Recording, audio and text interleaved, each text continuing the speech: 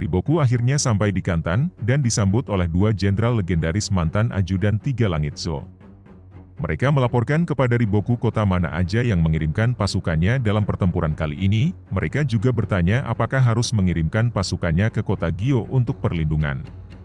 Dengan yakin dan pedenya Riboku menangkan keduanya, menurutnya Gyo tidak akan jatuh oleh serangan Qin. Tapi tidak lama dari itu, lagi-lagi Riboku terhentak tak kalah mendapatkan laporan tentang pergerakan Osen, yang membuat warga jajahannya berjalan ke arah Gyo. Tidak seperti ahli strategi dari Qin yang tidak tahu rencana dari Osen. Riboku berbeda, ia langsung tahu maksud dari rencana Osen itu. Yang tidak lain dan tidak bukan untuk membuat Gyo overload dengan warganya sendiri. Yang artinya, saat ini Osen sedang membalas Riboku dengan taktik Riboku sendiri. Persediaan makan versus persediaan makanan. Siapa yang lebih dulu persediaan makanannya habis, sama dengan kalah. Semua komandan Zo kaget saat Riboku menjelaskan rencana Osen itu. Di saat yang sama, 150.000 pasukan besar Qin sampai terlebih dahulu di halaman kota Gyo. Jenderal Kanki benar-benar tertawa dengan rencana Osen itu, yang menurutnya sekarang Zo berada di posisi yang sama dengannya. Yang konyolnya bencana itu dibuat oleh warganya sendiri. Kanki benar-benar memuji Osen.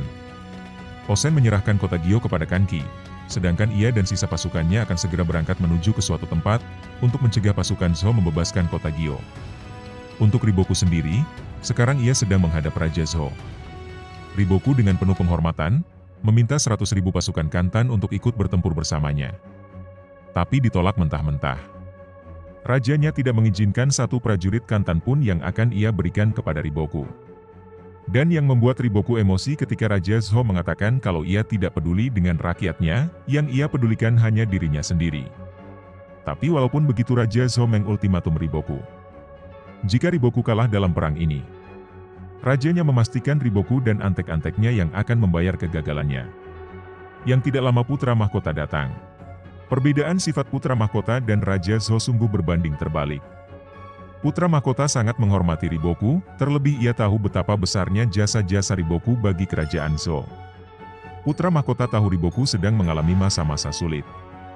Lantas Putra Mahkota menawarkan diri kepada Riboku untuk angkat senjata, seperti yang pernah dilakukan Raja Qin sebelumnya. Mendengar itu membuat Riboku tersentuh, ia merasa ada cahaya di diri Putra Mahkota. Ia bertekad akan bertahan di bawah kepimpinan Jalim Raja Zo saat ini. Dan menunggu masa Putra Mahkota naik tahta. Keyakinan itulah yang membuat Riboku bangkit. Riboku menolak tawaran Putra Mahkota yang berniat angkat senjata. Riboku berjanji akan membasmi para penjajah, walaupun dengan kekuatan seadanya. Dan tekadnya itu demi harapan kerajaan Zo yaitu Putra Mahkota. Kembali ke Gyo. Osen mengumpulkan semua komandan pasukan. Dan akhirnya, Osen menjelaskan keseluruhan strateginya. Dikatakan Zo berniat membebaskan Gyo dari kepungan pasukan besar Qin, sebelum kota tersebut kehabisan persediaan makanan. Osen tahu isi pikiran semua komandannya, bahwa mereka pasti dikepung oleh seluruh tentara Zo dari berbagai penjuru. Osen tidak menyalahkan dan membenarkan. Dan disinilah kejelian Osen. Osen melihat bahwa yang bisa benar-benar menggigit pasukan Qin dalam satu serangan, faktanya hanya ada dua kota besar, yaitu kota Ryoryo dan kota Atsuyo. Kalau sampai kedua kota ini bisa menjangkau Gyo, Osen yakin pengepungan yang dilakukannya akan berakhir kekalahan.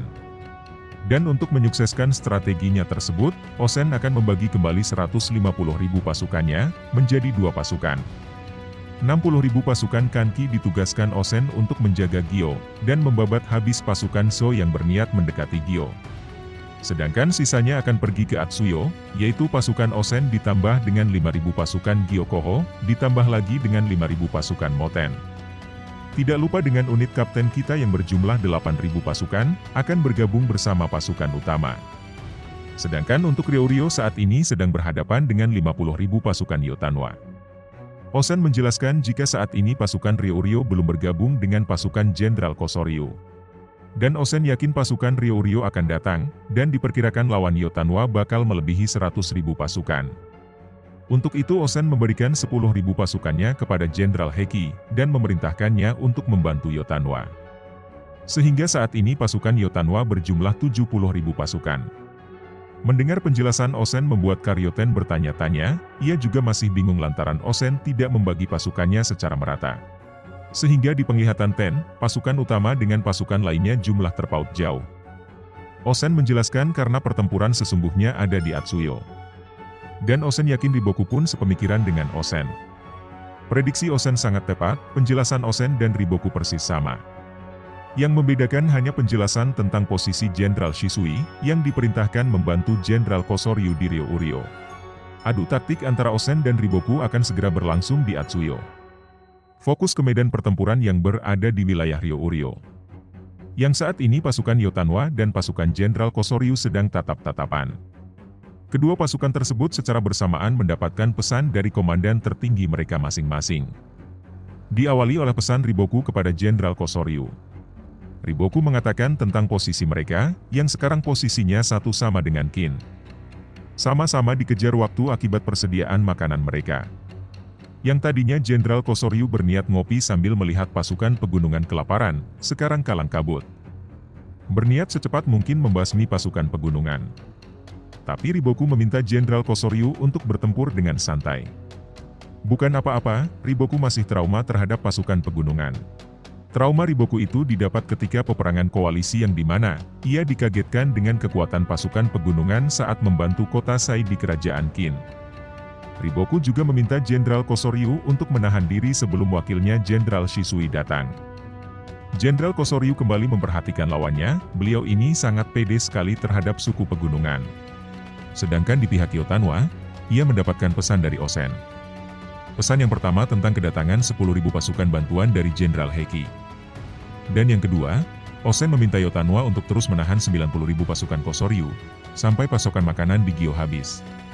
Tidak lupa Osen mengatakan tentang pasukan Ryouryo yang sebentar lagi pasti ikut bergabung dengan pasukan Kosoryu, yang berakibat bertambahnya jumlah yang harus Yotanwa basmi. Setelah mendapatkan pesan dari Osen, Yotanwa langsung mempersiapkan pasukannya. Semua komandan suku pegunungan memimpin pasukannya masing-masing, dengan formasi siap tempur. Dan salah satu komandan itu adalah suku Vego yang dipimpin Raja Vego sendiri. Sebelum Yotanwa memberikan aba-aba untuk menyerang, Raja Vego sempat-sempatnya bergosip tentang Ratu Pegunungan bersama Baijo. Raja Vego masih tidak percaya kalau saat ini ia bertekuk lutut kepala Yotanwa.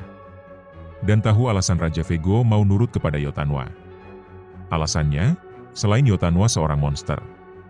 Alasan terakhir Raja Vego, sama dengan alasan komandan suku pegunungan lainnya. Yaitu karena kepincut dengan kecantikan Yotanwa. Itu kenapa setiap terjadi pertempuran semua komandannya selalu bersemangat, lantaran mereka saling berebut prestasi di mata ratunya yang ingin merebut hatinya. Kira-kira seperti itulah penjelasan Raja Vego tentang ratunya. Akhirnya tawuran antara pasukan Yotanwa versus pasukan Kosoryu dimulai. Di momen itu, pasukan Zo benar-benar lengah. Pasukan Yotanwa yang mereka kira akan bertahan untuk mencegah pasukan Zo mendekati Gyo, faktanya malah menyerang terlebih dahulu.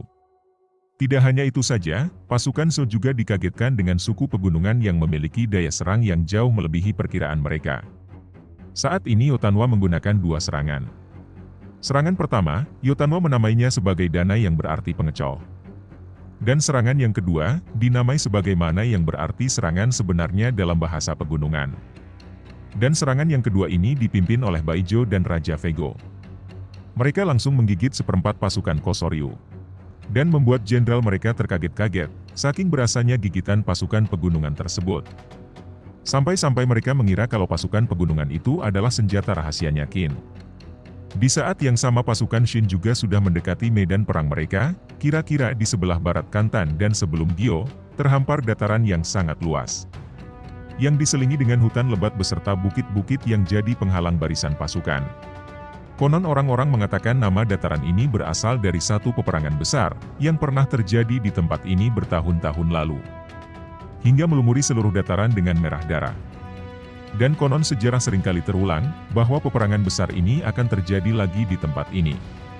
Shukai atau Dataran Laut Merah, arena ini akan menjadi tempat di mana pasukan Riboku di selatan, dan pasukan Osen di utara akan bertempur. Saat ini kedua komandan dan pasukannya telah tiba di dataran ini. Dan siap memulai peperangan terbesar sepanjang sejarah. Berfokus ke Gyo. Di sana perang juga meletus, pasukan pembebasan Zo tidak mampu menembus pasukan Kanki yang dipimpin oleh Komandan Rin Gyoku. Kembali ke dataran Shukai. Osen dan Riboku secara bersamaan memanggil semua komandan pasukannya. Secara bersamaan juga, keduanya memperlihatkan 3 papan strategi yang ada di markas mereka masing-masing. Yang berarti ada 6 kelompok yang akan bertempur. Setelah melihat strategi yang dibuat Osen, hampir semua orang yang mengenal Moten kaget, tidak terkecuali Ten dan Shin. Bukan apa-apa, pasukan Moten yang berjumlah 5.000 pasukan dipaksa melawan 30.000 pasukan Zhou. Dan detail lengkapnya seperti ini.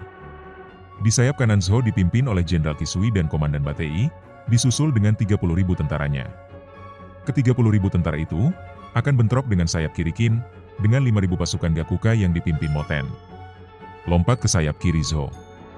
Dengan 30.000 tentara yang dipimpin oleh 3 orang sekelas jenderal sekaligus, yaitu Jenderal Chogaryu, Jenderal Gakuei, dan Jenderal Banaji, mereka akan melawan pasukan sayap kanan Qin, yang berjumlah 25.000 tentara, yang dipimpin Ako dan Komandan 5.000 pasukan Ohon. Dan panggung utama dari peperangan ini, Osen dengan 56.000 prajuritnya. Yang di belakangnya ada Jenderal Mako dan 8.000 pasukan unit Hisin yang dipimpin Shin dan Kyokai. Akan melawan Riboku dengan 60.000 tentara, yang di belakangnya ada beberapa komandan muda berbakat dan seorang jenderal legendaris yaitu Jenderal Gion. Secara keseluruhan, 88.000 pasukan Qin akan bertempur dengan 125.000 pasukan besar Zhou. Berfokus kepada unit Hisin, yang dimana kapten mereka Shin tidak terima pasukannya ditempatkan di posisi paling belakang. Menurut Shin posisinya tersebut bahkan tidak bisa melihat pasukan paling depan dan terkesan terlihat takut kepada Riboku. Berkat ocehan Shin tersebut membuat Ten akhirnya mengerti ternyata Osen sengaja menyembunyikan unit Hisin dari pandangan Riboku. Tapi ada satu yang mengganjal di pikiran Ten yaitu tentang sayap kiri mereka tempat Moten berada, yang dibiarkan berhadapan dengan sekuat sangat jomplang. Dan ternyata itu bukan tanpa alasan. Formasi itu adalah formasi ejekan untuk Riboku. Bagaikan sebuah pesan untuk Riboku yang berbunyi, cepat serang sayap kiriku. Menghadapi hal ini Riboku memiliki 2 pilihan. Dia bisa mengambil umpan Osen mengerahkan 30.000 pasukannya untuk menyerang pasukan kiri Qin. Atau dia bisa mengabaikan ejekan yang mencurigakan dari Osen ini dan memulai perang dari arah lain. Dan pada akhirnya Riboku lebih memilih untuk menyantap hidangan yang dipersiapkan Osen tersebut. Derap kaki 30.000 tentara di bawah pimpinan Qisui menjadi awal perang antara Osen dan Riboku. Dan Qisui mulai bertanya-tanya, sejauh mereka berjalan pasukan musuh tidak kunjung terlihat. Qisui mulai berhati-hati dan meminta 1.000 pasukan berkudanya untuk maju dan mengawasi mereka. Dan benar saja, Qisui mendapatkan laporan kalau pasukan musuh tinggal setengahnya. Yang tidak lama dari itu, Moten memimpin 2.500 pasukannya dan menggigit pasukan kanan Qisui. 1-0 untuk kemenangan Moten. Qisui bergerak cepat memerintahkan 2.000 pasukan berkudanya untuk menjepit pasukan Moten dari belakang. Moten menyadari itu, sebelum 2.000 pasukan berkuda musuh sampai, Moten dan pasukannya langsung mundur. Komandan Zhou yang memimpin 2.000 pasukan itu terlihat bangga melihat Moten dan pasukannya mundur, dan mengejek Moten yang sedang dikejar-kejar olehnya. Usut punya usut, ternyata apa yang terjadi saat ini sudah terprediksi sebelumnya oleh Moten. Walhasil, 2.000 pasukan berkuda milik Zhou tersebut terbegal oleh pasukan Rikusen di tengah jalan. Moten benar-benar menghajar 2.000 pasukan berkuda Qisui tanpa ampun, dan tidak membiarkan mereka mundur begitu saja. Qisui pun mendapatkan laporan atas kekejaman yang dilakukan pasukan Moten kepada pasukannya tersebut. Sedangkan sohibnya Batei, ia benar-benar tidak bisa mengendalikan emosinya ketika pasukannya benar-benar dihajar sepihak oleh Moten. Ia langsung membawa 500 pasukannya untuk melakukan pembalasan. Berbeda dengan Batei, Qisui menyadari sesuatu dengan pergerakan pasukan Moten. Ia mencoba menghentikan Batei, tapi terlambat. Batei sudah kandung mengejar pasukan Moten. Sesuai perkiraan Qisui, Moten sengaja memprovokasi Batei supaya ia mengejarnya.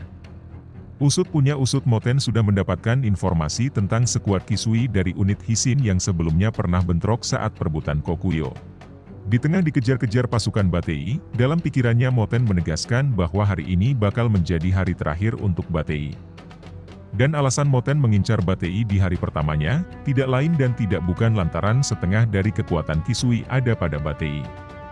Strategi Moten berjalan mulus, begal yang dipersiapkannya sukses menahan Batei dan tentaranya. Sehingga Moten dan pasukannya bisa berbalik ke belakang Batei untuk memotong jalur mundurnya. Tapi di luar dugaan, kekuatan Batei sungguh luar biasa. Ia bisa lepas dengan mudah dari para pembegal yang sebelumnya berhasil menahannya. Dan kekuatannya itu sampai membuat Moten kaget, lantaran ia tidak dapat informasi tentang kekuatan Batei itu. Setelah memamerkan kekuatannya, Batei langsung menantang Moten. Markas besar Kisui gempar melihat Batei terkepung dan meminta Kisui untuk mengirimkan bantuan. Tapi yang pikirkan Kisui bukan Batei, melainkan sisa pasukan Moten. Kisui yakin sebentar lagi akan menyerang seperti sebelumnya. Melihat pergerakan Moten yang bisa menghabisi 1000 pasukan berkudanya dalam 2 kali serangan, membuat Kisui mengakuinya bahwa Moten bukan komandan 5000 pasukan biasa. Melihat dari pengalaman sebelumnya, saat ia menyicil serangan yang berakibat terbunuhnya pasukannya, Kisui yakin bahwa kelemahan Moten adalah dengan mengerahkan seluruh pasukannya sekaligus. Setelah menemukan counter Moten, Kisui langsung memerintahkan 8000 pasukan utamanya untuk menghadap ke kanan. 5000 lainnya Kisui perintahkan untuk mengelilingi pasukan Moten dan menjepitnya. Dan 3000 sisanya diperintahkan bersiap untuk menyerang. Dan dengan pedenya Kisui yakin, mereka akan mengakhiri sayap kiri detik itu juga. Pasukan Kisui bergerak mengubah formasi dengan kecepatan yang sulit dipercaya. Pasukan darat dan berkuda yang diperintahkan menyerang Gakuka dengan kecepatan penuh. Tapi ternyata itulah yang diinginkan Osen. Kepercayaan diri Kisui barusan berubah menjadi bencana ketika Kisui berubah haluan. Di sebelah kiri pasukan Kisui, yang tadinya haluan depan mereka, tiba-tiba muncul pasukan Qin dengan jumlah yang begitu banyak dan menyebar. Dan itu adalah 5000 pasukan Jenderal Mako tangan kirinya Osen, yang sebelumnya berada di pasukan tengah. Pasukan Kisui yang sudah kandung menghadap ke kiri seluruhnya, tidak siap untuk mahan hantaman pasukan Mako. Kisui langsung memerintahkan pasukannya untuk ke formasi semula, dan memerintahkan mereka untuk membentuk formasi bertahan. Tapi sayangnya sudah terlambat, 5000 pasukan Mako yang sebelumnya menghantamnya, hanya hantaman gelombang pertama. Dan masih tersisa 3 hantaman lagi di belakangnya, yang masing-masing terdiri dari 5000 pasukan Mako. Dan strategi Osen memancing kakap dengan ikan teri ternyata berhasil. Dikira musuh hanya 5000 pasukan, padahal aslinya 25.000 pasukan.